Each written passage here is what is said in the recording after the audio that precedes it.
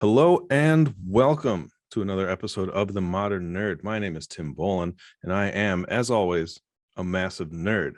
And I have here with me a very special guest, someone I've known for a couple of years now, I think, at this point. He is a producer in the gaming industry, excuse me. Worked for such companies as Design Interactive, Scientific Games, Certain Affinity, BioWare. He's worked on numerous games, including Witcher 3, Dying Light, some James Bond, Lord of the Rings games, Hasbro. The list goes on. Ladies and gentlemen, I give you Mr. Aaron Cook, right to my left, right, depending on how this edits. Sure. Yeah. Hey, thanks. How are you today, sir? I am fantastic. How are you? I'm doing great. So I know a little bit of your history. We've had time to chat and get to know each other. Why don't you give a quick little rundown of who you are, what you do, and your time in tech and games? A couple minutes, see how it goes. Sure. Yeah. So SparkNotes version, working at Design Interactive is where I really cut my teeth. Started there as a research associate doing human factors engineering. It's basically just factoring for the human component in a system. Sure. While I was doing that, I was also sort of interning, freelancing on the side, doing similar work. And that was where I was able to work on games like Witcher 3 and Dying Light, a few Nice. other AAA titles. But yeah. And then after I moved on from that, I eventually went on to Scientific Games, where I really stepped into the role of production more. Nice. There, it's a lot of the project management, product management kind of work. You're dealing with scope and schedules and managing communication among the team, all that kind of stuff, right?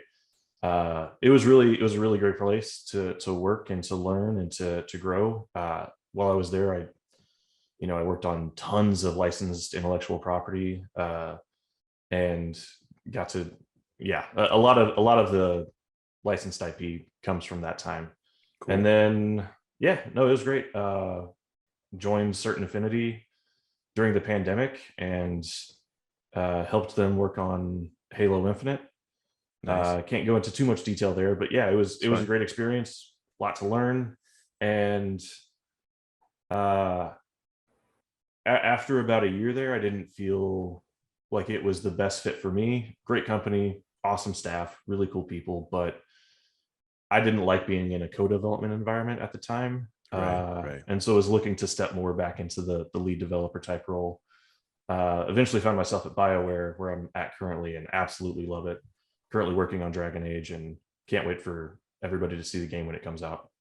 Yeah, I've played some of the old Dragon Ages, and I couldn't get too deep into them because it was a little slower paced for me. I'm a very quick paced kind of guy for games, but they've always been beautiful, and so I know that everything that comes out of there is going to be pretty great. So I'm very excited to see what you guys have been working on and see what's coming. That's fantastic. And like I said, a lot of the stuff, as you were saying, we can't talk too much detail, but Halo Infinite, gorgeous game. I love it.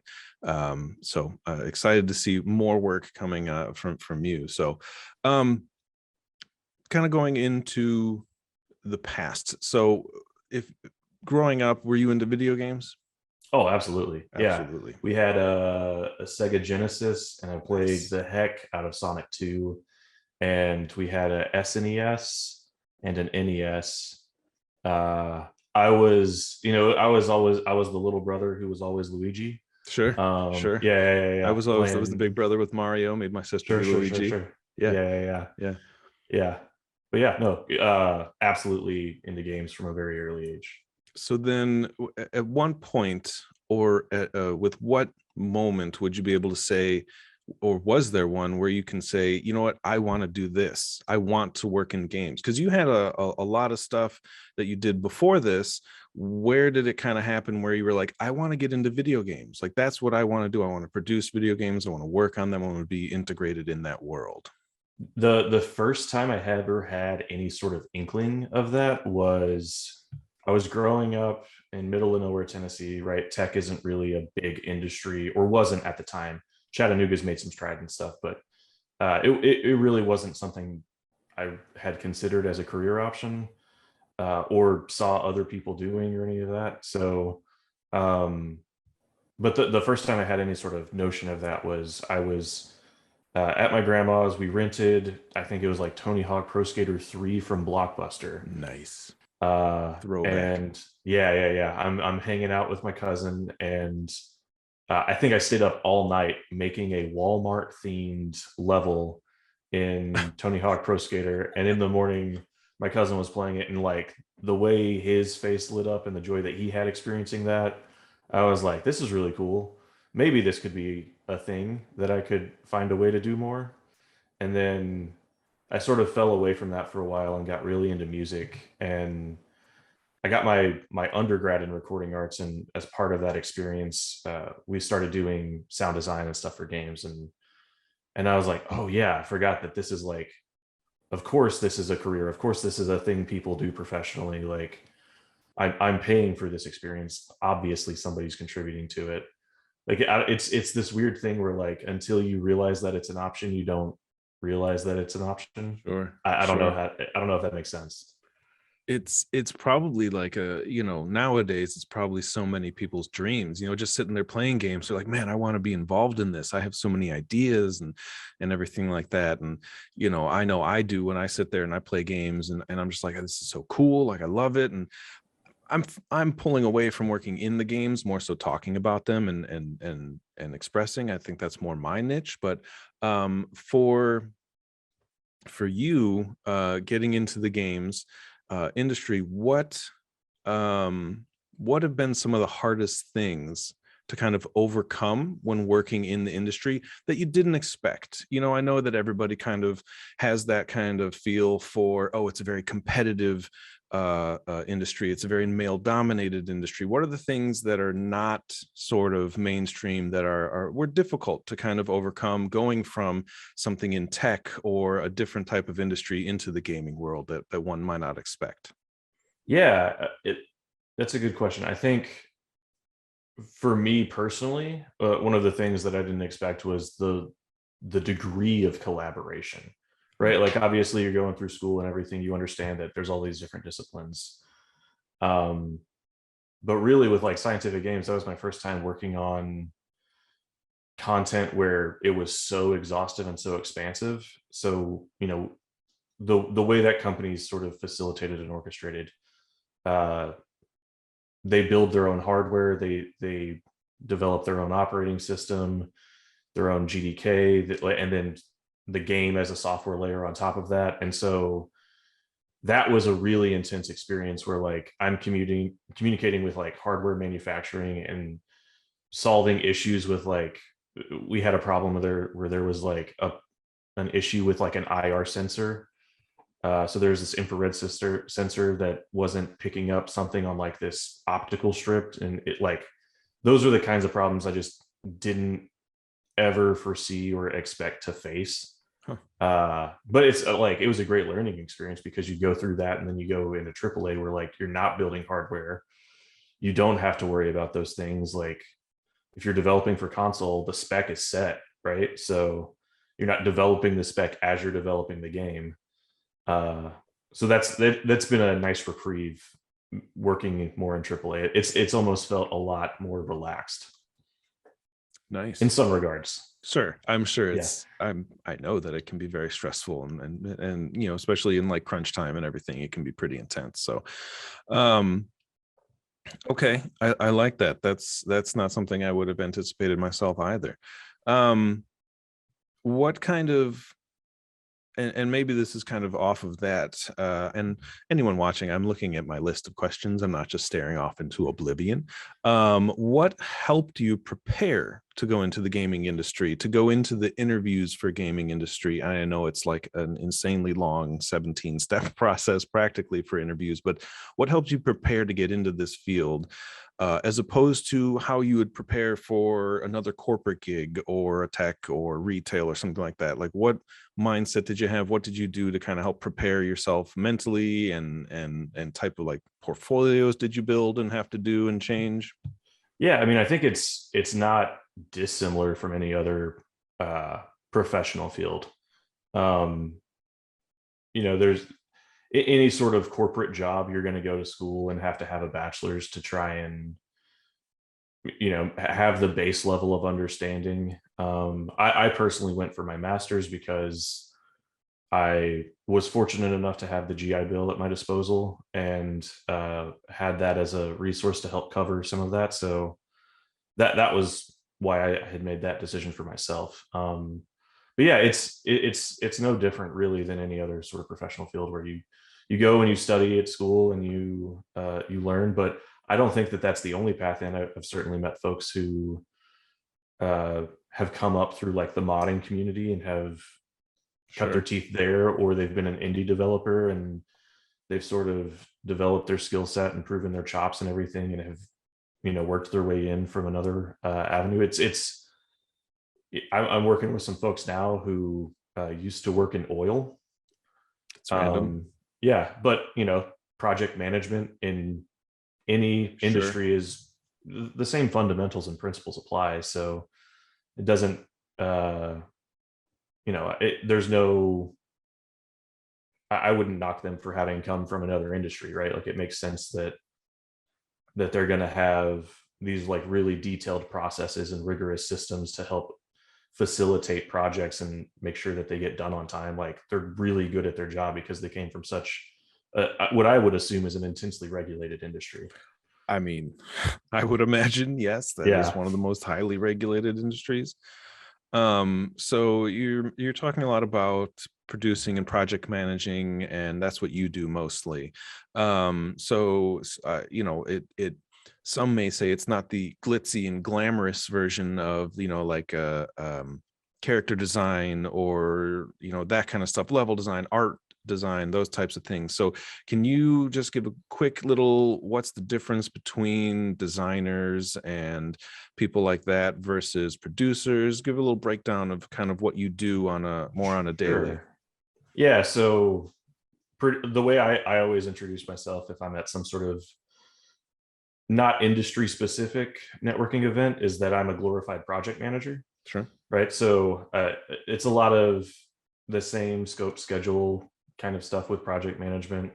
With production, there's also an element of like leadership and uh, getting into product management, which is defining the experience and making sure that the team is driving towards delivering that experience. Mhm. And then with designers are different in that they set sort of the more detailed specifics of what that experience is, and then they go in and refine how the player experiences that. There's this concept in games called the loop, right? So it's your, what is your gameplay loop, Sure. and that can be represented on different levels, but you have your like 30-second moment to moment gameplay loop. Like we'll use Elden Ring as an example, right? Everybody's playing it right now. Yeah. The loop there is you go and run around on Torrent, you find something interesting, you interact with it. There's probably some kind of combat encounter associated with it. You get some runes, you do that until you have enough to level, and you level up, and like that's the loop, right? Right. Um, and the ways that and designers sort of play with that loop and massage it and find different iterations of the same thing and different ways to deliver the same experience and nuanced ways to deliver a different experience that feels samey, so that you can have sort of a dynamic experience as you're going through a game, and it doesn't feel static, it doesn't feel stagnant. Okay. I Yeah, dig it. That's cool. So, um, all right. Now we'll shift a little bit here. Um, you've worked on many games, a bunch of different titles. I'm sure there's going to be games that you've never played that you've worked on, games that you have the opportunity to then play. That being said, being so engrossed in the industry and having worked so hard on things, I guess it's kind of a two-parter.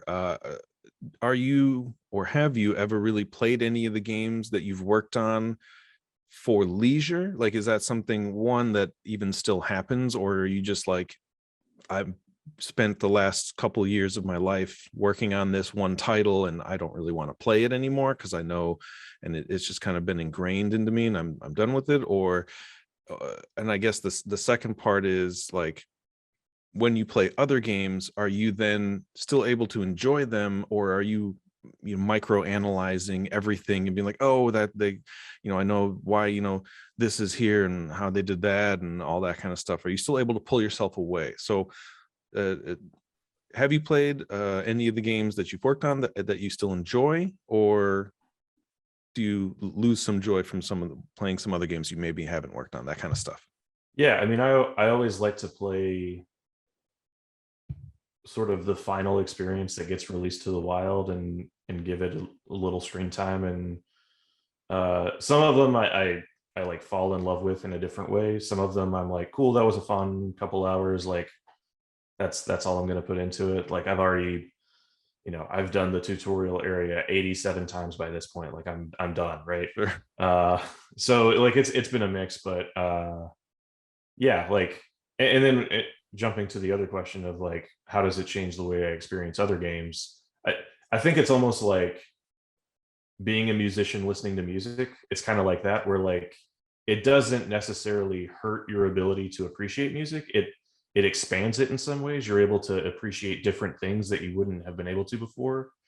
Like you can understand the level of work and appreciate what somebody had to try and figure out to do to deliver a particular thing, especially if they're using a proprietary engine. Yeah, Like there's just more nuance that you're able to appreciate.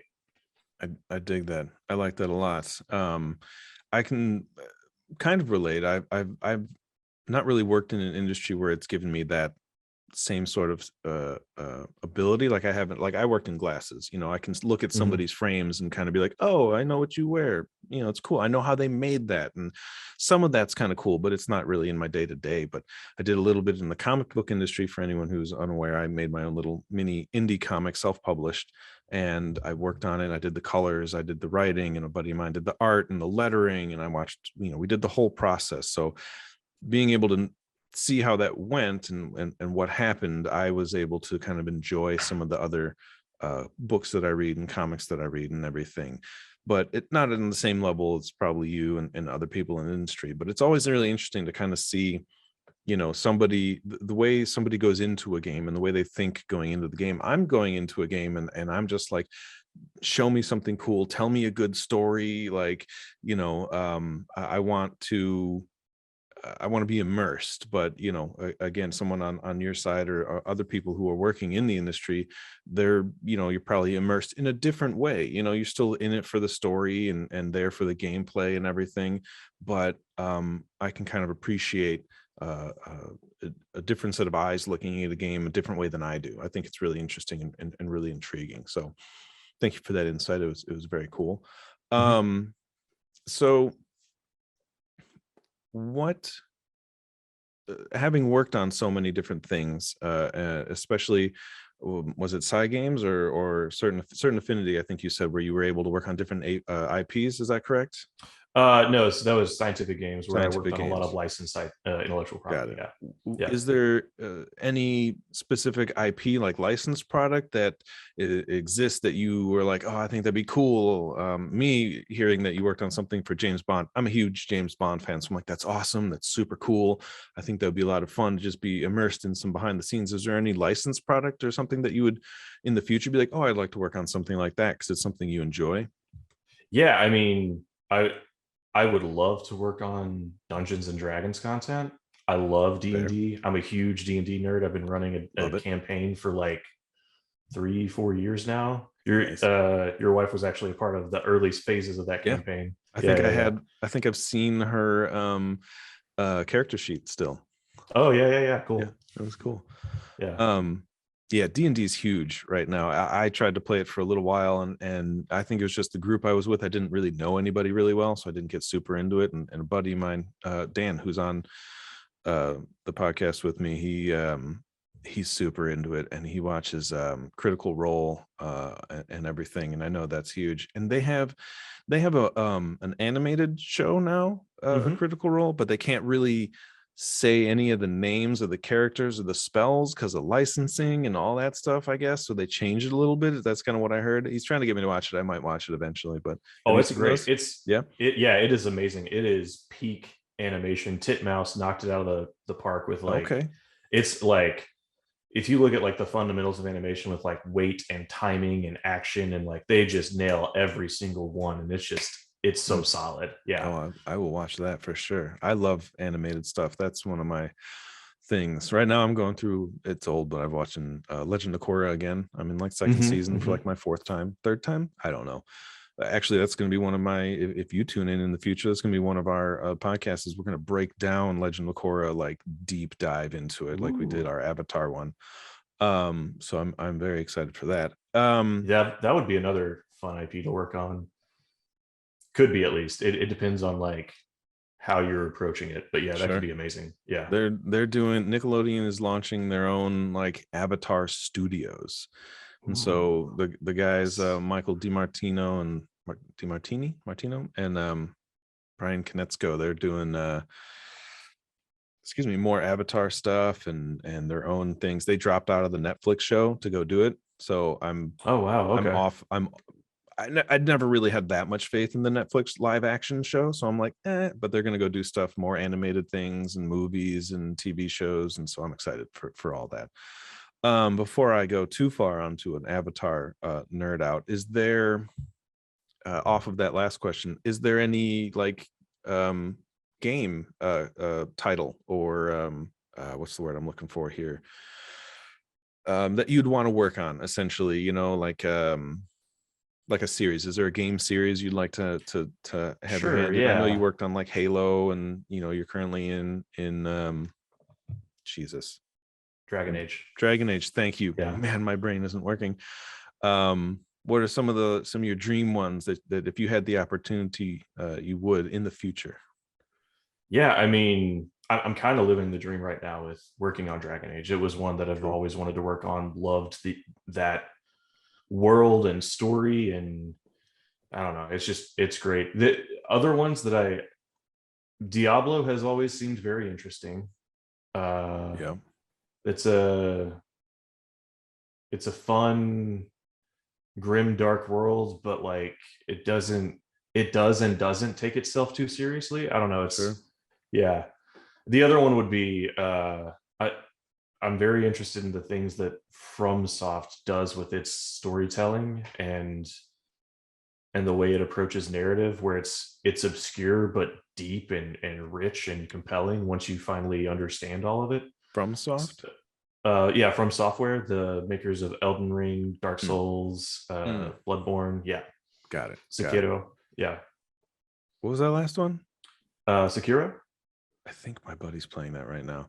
Those Yeah, games are super intense and yeah. super time consuming, and I don't like, the closest I've gotten to those types of games right now, it was an EA Star Wars Jedi Fallen Order, where like Okay. it's not on the intensity level, but they have some of the mechanics where like you play through, and if you die, you lose your, some of your character progression. Then you got to go back to that last character, and then you got to fight them again, and then get your points back, and blah blah blah blah blah. So that's a lot of the intense parts where I'm like, that's Yeah, no, Respawn did a great job with Jedi Fallen Order. yeah. Yeah, Yeah, I enjoy it. It's got its flaws, don't get me wrong, from a consumer point of view. Some of the gameplay, the fighting and interacting could be a little bit better and a little less stiff, but I'm on my second playthrough, so I can't complain too much about it. It's no Marvel Avengers. They're not going to screw it up, you know what I mean? So that gameplay was terrible. Um I actually hadn't played that one. I'm not familiar with what the experience was like. it's on Game Pass, I think, for free now. So if you want to go see what not to do, definitely you can try and play that. They're releasing new content for it too. Um Jane Foster, Sure. Yeah, yeah, that's they're bringing timely. her into Yeah, it. Yeah, and I'm excited for that. Well, I'm excited for the movie more so. yeah. Um okay, here's a weird one. And then we're going to kind of get into nerding out kind of stuff, which I'm real excited for. So, is there a game that came out that you played that you didn't work on, that after playing it you were like, I really wish I could have had some input in this, not because it was poorly done necessarily, but everybody is gonna, when I watch a movie or read a comic book or read a story, I'm like, oh man, I would have done this, or I could have done that. Or is there something some game that you played that you were like, ooh, I think this would have been a fun thing to kind of push people to, or help control and that kind of stuff? Is there a game that you would have liked to have done, or worked on? Yeah, there's a couple. Off the top of my head, The Division, like I Oof. love what they did with that series, and like it's less so like I would have tried to push my own agenda with any of these. It's more that like it would have been really cool to be a part of that experience and to see the process and how it gets made, and like what were the problems they had to solve, and like that, the stuff that like ends up in a documentary in like 10 years. That's the stuff that I would have, Cool. not for the delivering a particular experience necessarily, but yeah. Division, Destiny would have been really cool to be a part of, to Yep. like understand how they built that world and came up with like the lore, and understand some of the decisions about why they decided to implement the grimoire system the way they did, and see like what were the conversations going from like one to two, and how did the success of one influence the execution of two, right? Sure. So like that would have been really cool to just to see and be a part of. And then again, Dark Souls, right? Like Demon Souls came out when I was in, I want to say when I was in undergrad, and uh one of my friends in school just lost themselves in that game, and like wasn't coming to parties and wasn't like socializing. They're like, no Sure. man, I got to get home and play Demon Souls. Like, and I was like, what is this? And I checked it out, and I didn't appreciate it at the time. And then Dark Souls came out and everybody was losing their mind over it. So I was like, okay, like it's the same thing. Like, I guess I'll check it out and try to understand this. Uh, and there's like something to those games where I feel like you don't get it until you hit that wall of like, this boss is just nonsense and BS, and like what the heck is going on here. And then you beat them and you're like, yeah, take that. Like Yeah. that sense of victory. Mm. Yeah. That is, that's yeah. that's what like defines those experiences. It's like, oh, I get it now. I'm gonna go back and play Demon Souls. That's awesome. Yeah. Yeah. Those are all really cool titles, especially the Division 1 and 2. Those were they're an interesting series, those two games, because I mean they're super super similar. Like there wasn't a lot of contrast between 1 and 2 for Mhm. me. And I think that definitely was, I think for some people that was off-putting. From what I heard from people I've talked to, they were like, oh, I wanted Oh, a little bit interesting. more change. They liked that it was familiar, but people were like, I wanted something more, a little more oomph to it, and instead of just more into like story, which I enjoyed.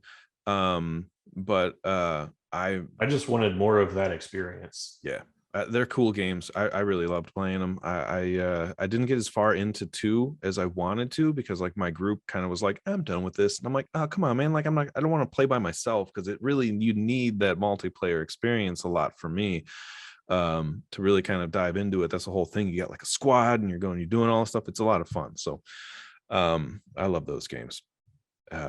Okay, kind of ties into the next couple of things. We're gonna nerd out here and take a shift, and anything that comes up I'll go back to. But and I hope you had time to prep for this question, because it is, every gamer's least favorite question. What are your like top 3 games, top 3 titles that you've played? It can be a series, like some people are like, Sure. oh, I love the Borderlands series as a whole, but in one individual, what would you say your top 3 are? Shadow of the Colossus is definitely up there. Okay. Um, That was a PS2 title, wasn't it? it was a PS2 title. And That then they one, revamped it for PS3 too, didn't they? I, th- I don't remember if it was PS3 or PS4, but yeah, One of them. it got a remaster. Yeah. Yeah, that game was. I I couldn't get through the demo. Just there was Oh, like I came up to a wall, a literal wall, and they're like, go through, and I'm like, fuck you mean go through? Like what? And it was just so intense, and like there's just beautiful, gorgeous scenery happening in front of me. I couldn't get through it. I don't know what happened. And I was like, all right, next time. Never Yeah, picked it up. it's like one of those games. It's hard to do, but to have like an action sort of game that feels cinematic all the time, Yeah. and I feel like they just nailed it Yeah. on that one. It like that. That's a real challenge because you have to do a lot with like the way you set up your camera and the way Oh you do yeah. your like rendering pipeline, and when do you take control away from the player, when do you not, how do you let them control, like there's just a lot to figure out to deliver that experience, and they did such a great job. But yeah, and then so I got to pick two more. Let's say You the can do Diablo more. franchise. Okay. uh Diablo 3 was one, like I know, I don't know, Diablo 1 and 2 I played growing up with my cousins, but then Diablo 3 I played with a buddy in undergrad, and we like got together and played Pathfinder and did all that kind of stuff. And then that game came out and I was like, oh, it's got local multiplayer, like cool, I'll grab a copy and we'll go sit on his couch and like try to play through this in a day. And it was way bigger than I expected. So we didn't quite get it in a day, but we over a couple weekends we hung out and beat Diablo 3. Yeah, that's an intense game. Very Yeah. long, very intense game. I only got into it late when it came to the Xbox One, I think is when I picked it up somewhere in there and played it with a couple of buddies. And I had a grand old time doing that. And I'm excited for the fourth one, which was announced. And then I was like, cool, that's about all we're going to get for the next 2 or 3 years, though. I guarantee it's going to be delayed again and again and again. So Yeah. Yeah. And then my other one would be the Dark Souls, Bloodborne, that whole family of games. Like there's just something so deliberate about their pacing that just feels very satisfying to go through. nice. Yeah. Nice. Yeah. Those are good. Those are I don't think I've played. I only played Diablo. I don't think I played the other two. I am definitely more of a. I love my shooters. I love action games. God of War, that 2018 release, God of War is one of my top Oh, sure. The like five. It the could be, Norse remix. yeah, Yeah. one of my favorite games of all time. I mean, it was just. You want to talk about like cinematic game? Like that game was beautiful. And like, obviously the technology was like from PS2 to PS4 is like a massive change. We're talking like 20 some odd years in between the two of them. And I mean, it was just a whole nother ball game. So I dove into that one and I loved it. um okay, now you mentioned that you love Dungeons and Dragons, Hmm. as a large chunk of the world does. And I know for a fact, a little inside information, that you love board games as well. Yes. What are some of your top games? I know what was the. I know we played one, and I don't remember what it was called. I don't remember what we played either. That's not going to go well for that I know part. we played. I know we played. I know we played the not House on a Haunted Hill, but like Oh yeah, we played the D&D version of that. The yeah. Betrayal at Baldur's Gate. Yes, that's the Yes, we one. did Yeah, that that was one. really fun. But we Yeah. played like a really intense one where there was like different like demons or something you had to fight, and it was a dungeon crawler. You had to go through different rooms. Oh, the yeah, that was the Dark Souls board game that Oh shit, it Steamroller was, wasn't it? or Steamroller, Steamforged, Steam something put together. Sure. Yeah, I don't remember the name of the that company, but yeah, they yeah, it's a Dark Souls themed uh board game where it's almost like a hex crawl, and like each room is its own sort of fixed encounter. Yeah, that was intense. That Yeah. was a really cool game, Hmm. and I enjoyed playing that. What are some of the other ones that you like to play? Other ones that I like to play, man. I mean, I know a lot during the pandemic, board games have slowed down because groups of people weren't getting together Sure. as often, but pre and all that kind of stuff. Yeah, I know I like Splendor. Hmm. It's just a solid economy building board game where Yeah. like yeah, people don't like to play that one with me typically. Oh, I okay. use I use like a denial strategy typically when I play, where I'm like, well, if you are building like an opal empire, I'm going to take that opal, and you're working on rubies, I'm going to take that ruby. Sure. So you're a dick. Got it. I'm Yeah. kidding. Well, I'm just diversifying my portfolio. I feel you. I'm the same Yeah. way. Don't mind me. But That's how yeah, I'm with Catan. yeah. People tend to not like playing against that strategy. Yeah, They're it's not like, a. but And then yeah, you get to especially in trade, Catan. make shady deals and everything. Yeah, it's not. Yeah. It's fun. It's fun for the people doing it. Mm-hmm. Yeah, and they're like, I feel like people take it so personally. They're like, you don't even need sheep. Why are you taking sheep? Like, I was like, because you need them. Yeah, So I'm, I'm not gonna let you have them. I'm here to win. I don't know what you want from me, but this is Yeah. what I'm gonna do. Um, would you ever just completely change gears? I don't know if you know anything about it. Would you ever work on a board game? I don't know if it's the same type of industry or anything like that, but would you I mean, ever? I would. I'd be open to it at least, right? Like it's an interesting challenge set and problem set, right? Like with video games, you can patch things. With board games, you can't really. Sure. I'm sure some of Um, it's designed digitally and then you can kind of fix things and have trials as you go. I don't know. I've played a couple that were designed by like one person. I'm like, I don't, that's insane to be able to come with that many rules and it's mhm. like ifs and ands and okay, this and that. And that's way beyond me. Yeah, I mean, like it'd be fun, I think, to work on a tabletop RPG system. I think that could be really cool. I you kind of do that when you DM anyways. Like you like Fair. we were the party that I was DMing, they were going to like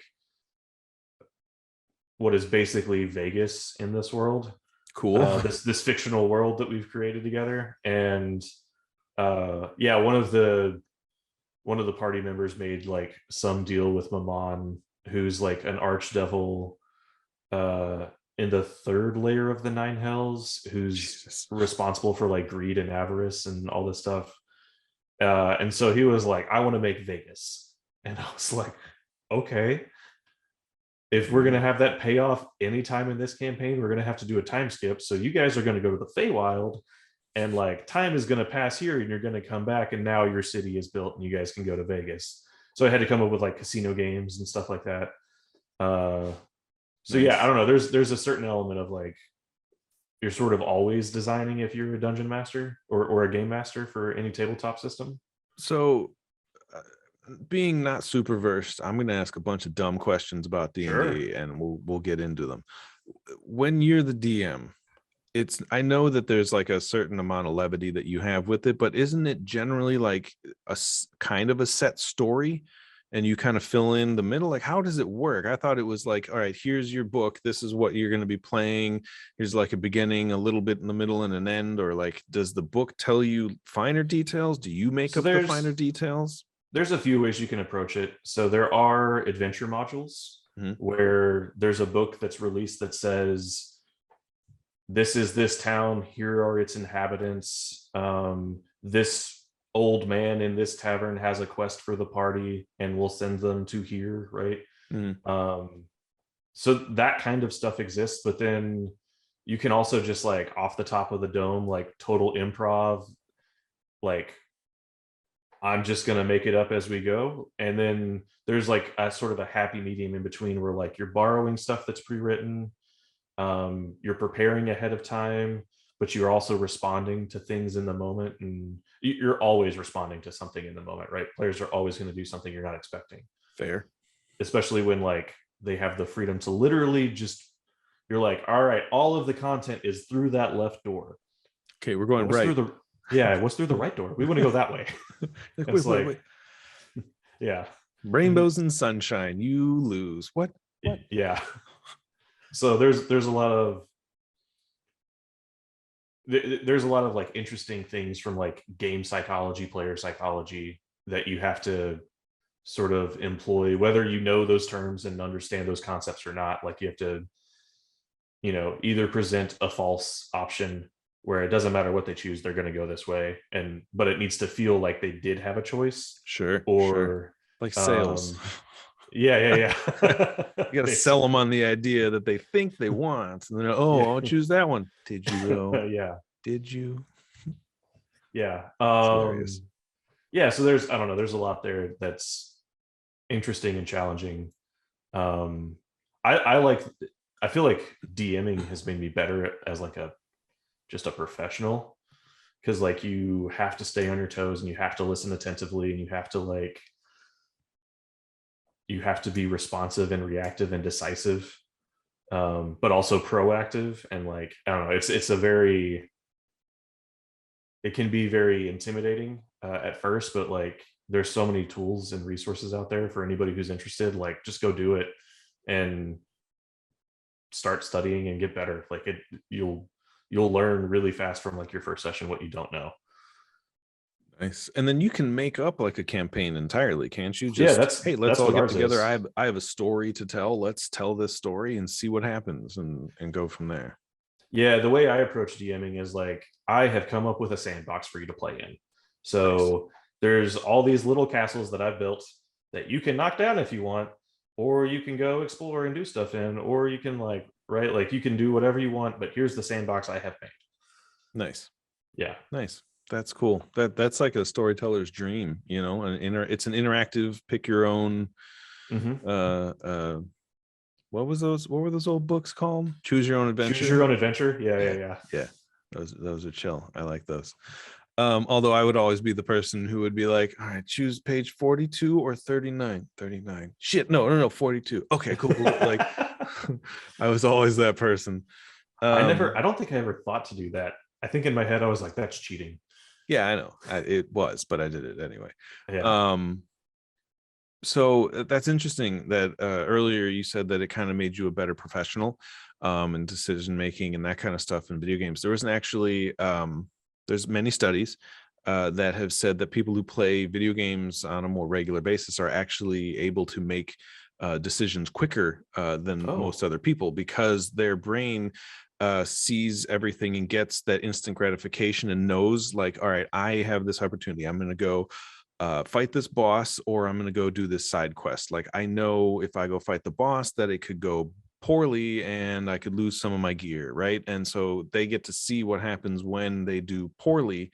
So then in life they can be like, all right, I know that if I do this, this might happen. They can correlate the negative effects quicker and understand, okay, well then maybe I'll do this, and then it'll kind of push them along on their way. It's a really interesting and unique study. I read an article Sure. about it. I It's don't, almost, it's like almost the sorry. opposite effect of like you get instant gratification and instant you see what the cause, you have your causality and you get to see what happens in the end. But in life it doesn't always happen that quickly, so you get the opportunity in your brain to play it through and then make your decision. It's a really unique and interesting. If I had the article, I read it like 10 years ago and I've seen some stuff here and there. If I had it, I'd put it in the comments, but I can't remember the link for the life of me. Yeah. No, it um sounds like an interesting sort of exercise in exposure therapy for failure, right? Like you that make a lot of mistakes in games and you have a lot of failure when you're playing them, right? Like the number of mhm. times that people like quick save in Skyrim before they go into a cave, or like, I think I can make this jump, quick save, Yeah, right, right? Like, right. yeah, that makes sense. Like if you get used to, like, I feel like that makes you less risk averse, potentially in a positive way, Yeah, potentially in a negative way, but hopefully more positive, right? generally speaking, yeah. Yeah. And then, yeah, that makes sense that you would have more experience with like weighing your options for different decisions. Yeah. There was I worked for 5 years at back in Chicago at I'm gonna give a shout out to the Wilmette Warming House. I was a volunteer counselor for a while, youth counselor, social worker, if you will. And there was a woman who came in who um well, let me start over. The place I worked at was a very like relaxed after school hangout, not affiliated with any schools. It was its own building and nowhere near a high school or anything like that, but it was for like 8th grade through senior year. So we could help you get into the school, you know, like prepare yourself for school and then kind of chat and get you through high school, which are some of the more, what, formative years of your life where you're going to decide who you want to be going forward. So it was super cool, but it was relaxed. We had like a pool table, we had a Wii, we had 360, we had, we would just hang out with the kids and play games or chat if they wanted to, work through problems, do their homework, whatever it wanted. It was very loosely structured, but still semi-structured. We had nights where we would be like, all right, tonight's board game night, tonight's baking night. We had like a little mini kitchen, but we had a woman come in for a quick, not a seminar, but her whole thing was she would use video games as therapy and Oh, sure. would use them to, kind of like you were saying, if like they would work through their problems with the games and then even use it as um a negative loss influence to help people understand negative effects and outcomes in their own life and all that. It was super super cool, and I wanted to work more with her, but I lost her card, and that's kind of how. And I moved out of Chicago, so that kind of makes it hard to work with someone back there. But it was a really unique experience, and I think more people should be playing video games, in my opinion. It's great for like helping with problem solving. It works, brain synopsis is firing because you're just doing stuff as opposed to watching a movie. You're just kind of Hmm. mindlessly staring. You're intaking and processing, but you're not outputting anything and you're not reacting. You're just sort of having emotional reactions. So that was my little tangent for the moment. What other sort of things? I know you're a musician, and I know you nerded out over my dad's guitar and everything. I thought that was Hmm. hilarious. What other sort of things do you nerd out over? Like, what is your? Let me rephrase it. What is your go-to franchise? Some people are Lord of the Rings, some people are Star Wars, Harry Oh, Potter, sure. Marvel, DC. Like, what is your? This is my IP that I nerd out, and then we'll go into more other nerd things. Yeah, I think it's becoming more and more Lord of the Rings. Sure.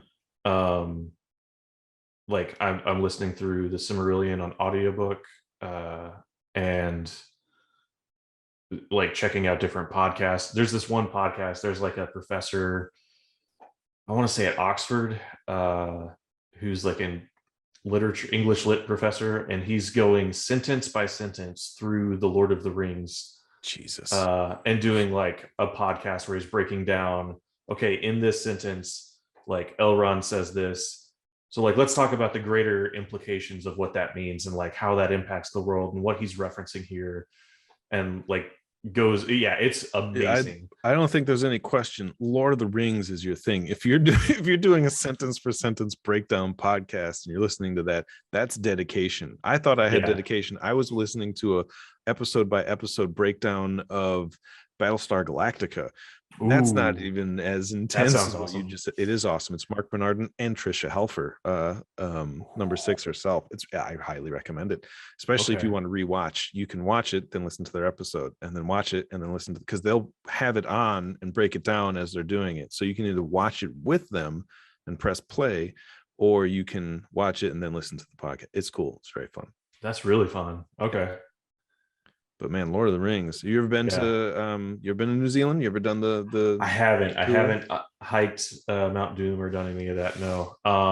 Definitely on the bucket list though. Definitely something Sure. I want to try to accomplish in my lifetime. How did you feel about the Hobbit movies? I was fine with it. Yeah, I understand that, from a creative standpoint, there are some things that going from book to film adaptation is very difficult. sure. And, I remember when Lord of the Rings came out, people were complaining about the lack of Tom Bombadil, but like, that is like, if you were to put that in film, that would be a very abrupt, challenging, like I beat. never read it. I don't even know what you're talking Oh, about. it's before the hobbits reach the Council of Elrond.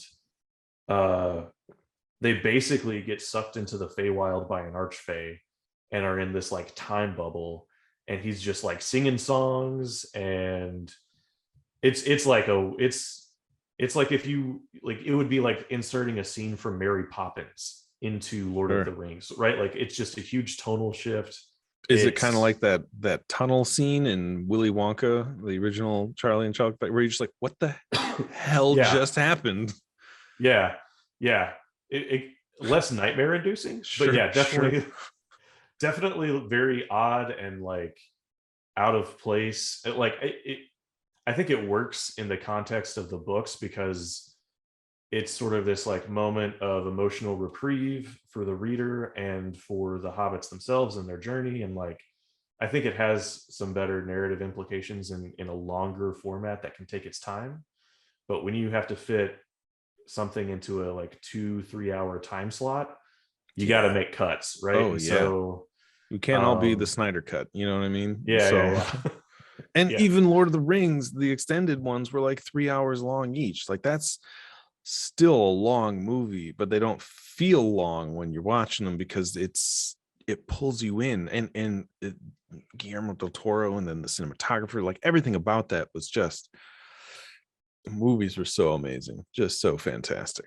Yeah, I definitely prefer the Lord of the Rings movies to the Hobbit movies, but that's Sure. not to say that I dislike the Hobbit movies.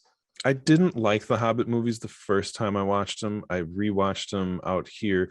Okay, so when we moved to England, the first month we stayed in an Airbnb, and the TV had, it was like a, like a JVC or something dumb, Hmm. and it had the Fire Stick to it, but like you'd be watching something and the audio would cut out, but it would just keep playing, and then it would catch back up. You're watching Netflix, and like it just would do this, and so we had the subtitles on, but I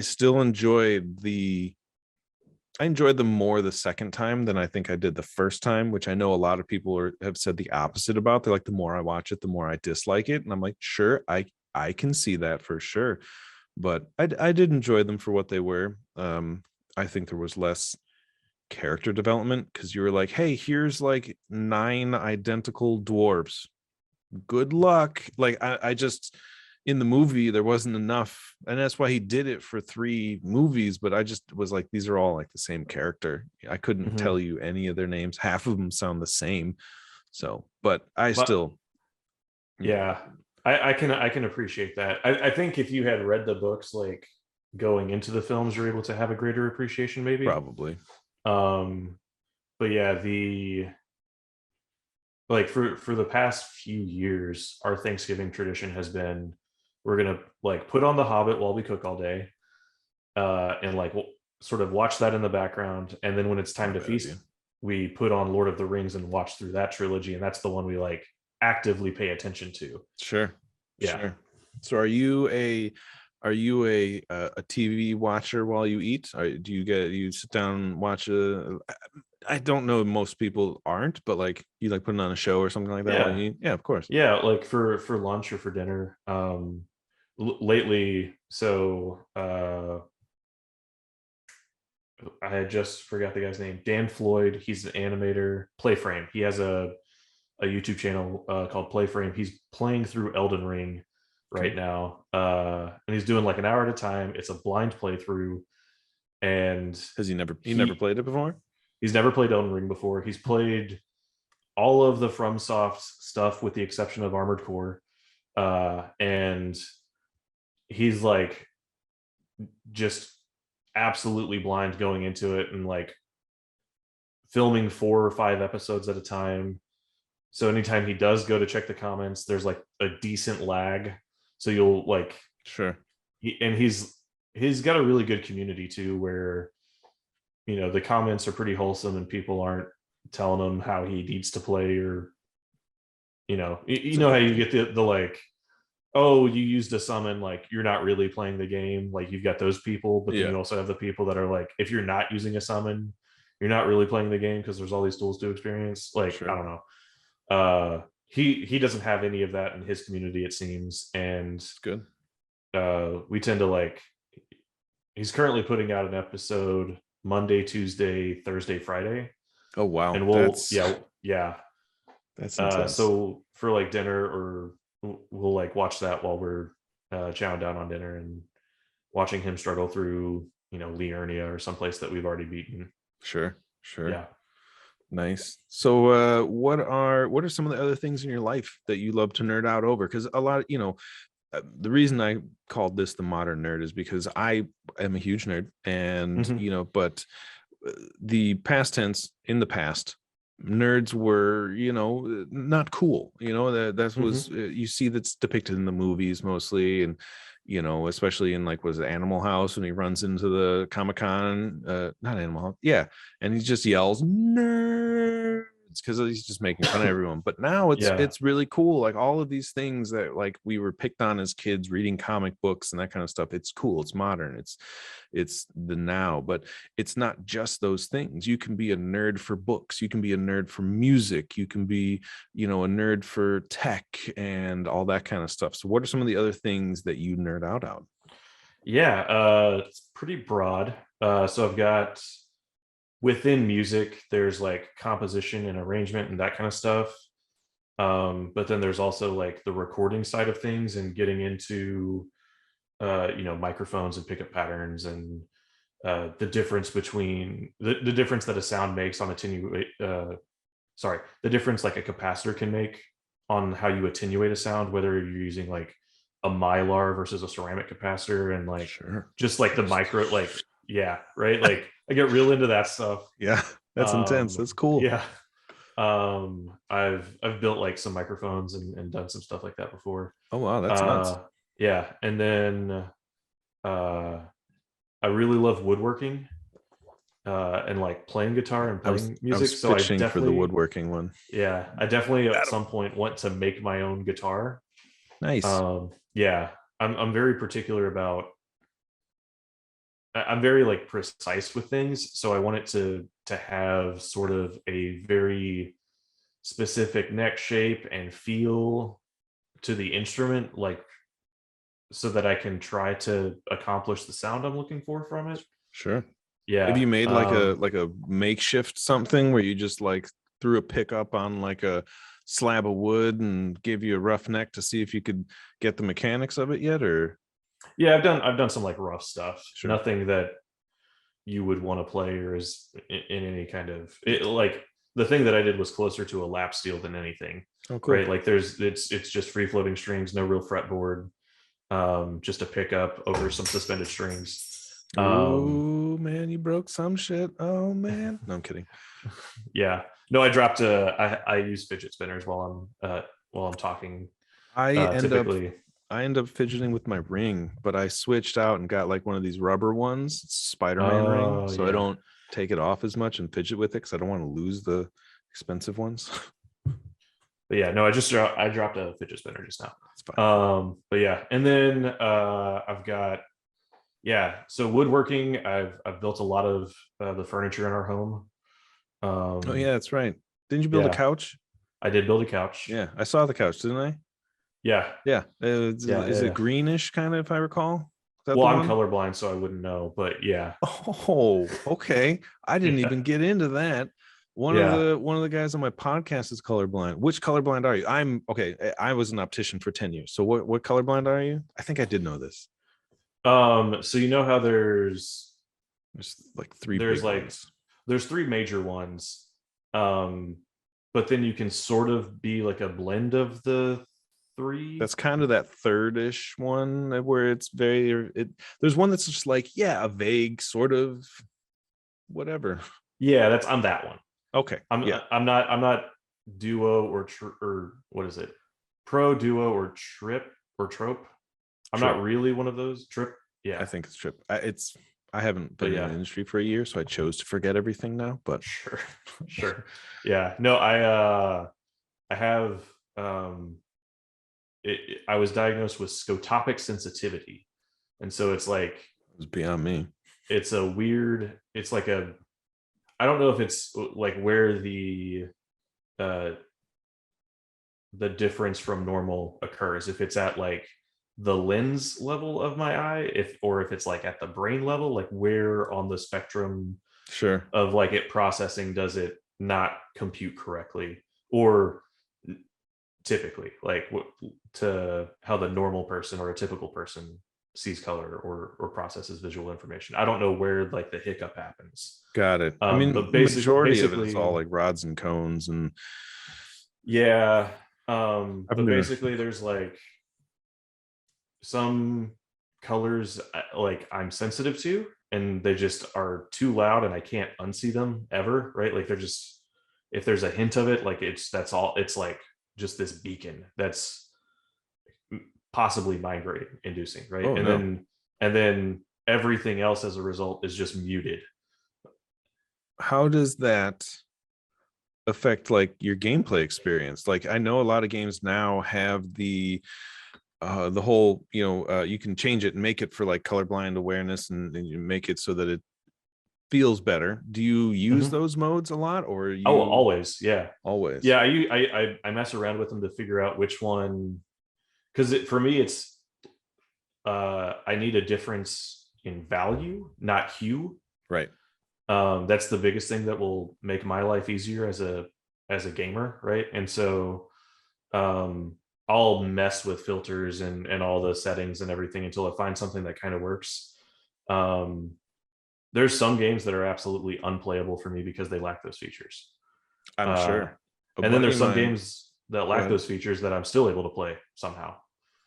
I know that I was a big Call of Duty guy, like Call of Duty 2, like on the 360 was like a launch title. I played all of those and everything, and I could never get my friend to do it. And I keep forgetting that he was colorblind. And I'm like, man, let's play, let's play, let's play. And he's like, I can't physically play those games because at that time they didn't really integrate that technology too much. But he's like, it just everything sort of blurs together, and the amount of quick motion that you're doing, and like he's like, I can't do it because it's everything in those games was all World War II. So there was a lot of like browns and greens, and like on the color spectrum, they were so close to each other where Mhm. they were that they became like the same color. And he's like, I Yeah. can't see if there's someone in laying in that field of grass, even if more than you can't see him because they were impossible to see. And I was like, that's rough. So I know that we were playing Borderlands 2, and we all had like a LAN party, and we're all sitting around with our screens, and I turn and I'm like, why the hell does your screen look so weird? And he's like, dude, I'm fucking colorblind. How many times? I'm like, right, my bad, Yeah. my bad. And he hasn't seen the new logo yet. This is brand new. I just designed this. What so I was like, I'm I want to throw it to him and be like, can you, is this, I don't, he's like, I don't, he probably won't care, but I don't want to be like giving him something where he's like, I can't see what you're doing and I don't read Hmm. the blend. So it's always interesting seeing how people overcome that in video games. And if something's worth it, I'm sure that not the migraine inducing, but if there's a game that's worth it, you'll probably just be like, it's rough, but I'll play it. Is that sounds about right? To an extent. I also have a contact lens that I can put in my non-dominant eye that basically acts as this like weird filter, and then my brain sort of like, it doesn't turn. I don't know. It basically like averages everything out between my non-dominant and my dominant eye, and it allows me to Cool. see colors more accurately to how other people do. That's cool. But yeah, And so I'll use that sometimes. technology's come a Uh, very long way. yeah, yeah, it's that one's interesting. But I suck at putting contacts in, so I almost never wear it. Sure. That was part Yeah. of my job, was teaching people how to do it. And the funny thing is, for anybody who gives a shit, kids get it faster than adults because kids don't have, they're like, I don't, someone who's never been told, don't, like, don't touch your eye all the time and that kind of stuff. Like the younger you are, the less that's set in. And so they're like, oh Mm. yeah, pop, cool. But like, I'll get like a 50-year-old who has to come back 4 different times because I'm not going to spend more than 30 minutes with you trying to teach you that. It's really interesting how people will can do it. So I I will not wear contacts. I can teach you how to put them in. I can put it in. I will not wear it for more than 10 minutes. So it's See, it fine. takes me 10 minutes to put mine in. Yeah, it's not great. I don't, Yeah. I can only do it well because I had to, and that's my life. Not anymore, thank God. Yeah. I do like to wear that contact though if I'm going to read comic books. Sure, sure. Yeah. That would make sense because that's half of what you're doing Yeah. is the visual. Um, okay. As we are wrapping up, because we went on a massive a tangent about color blindness. I apologize for that. That's fun. I like to always end with the kind of, what are you watching? What are you reading? What are you playing? What are you into right now? What are you doing with your life Sure. outside of So work? right now, reading through Kith and Kin. It's a Critical Role book about uh, Vax'ildan and Vexalia, a pair of twins from the first campaign of Critical Role. Okay. It's sort of their origin story, how they came to be this like ranger and rogue twin sibling badass duo. Nice.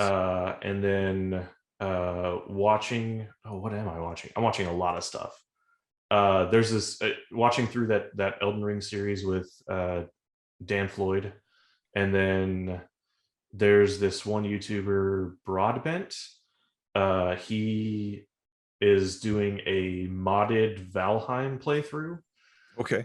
And so he's already played through the game before, and now he's going back through and he's like, all right, I'm going to do quality of life mods. I'm going to do mods that expand on the survival mechanics and give me more kind of things to do and experience.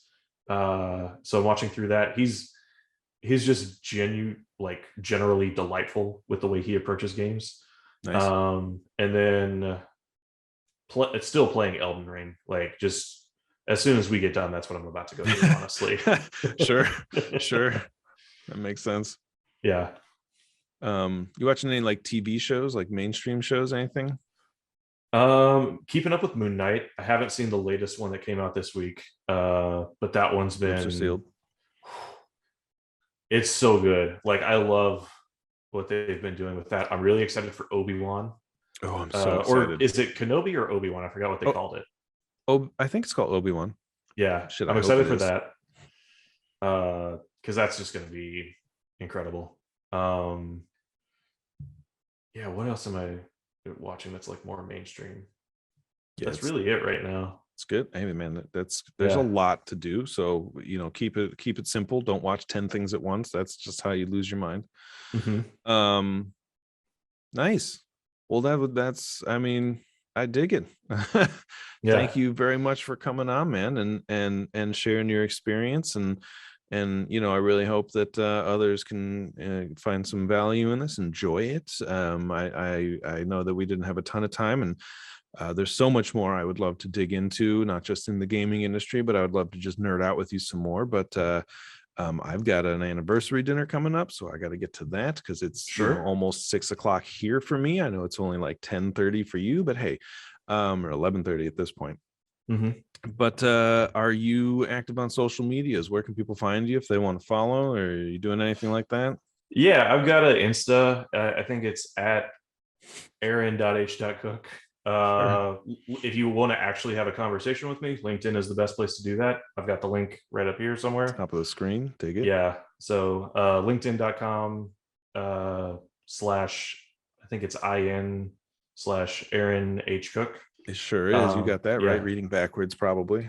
Yep. And then yeah, those are the main ways to get a hold of me if you want to follow, or if you follow me on Insta, it's mostly going to be pictures of my dog. Sure, which is, I mean, that's half of why people are on Insta. So, Sure. yeah, we didn't even get into, Full Sail and what you've done to help other people. So, I would love to have you back and get into that more and do it again. Um, I'll say this, hang out for a few, after the recording stops. But otherwise, if you really liked this episode, this has been The Modern Nerd. Make sure to like and subscribe. If you want to see some more content like this, put some notes in the comments. I'll be very active and everything like that. Otherwise, Aaron, thank you very much for your time. And we will hopefully see you again soon. Yeah. Thank you.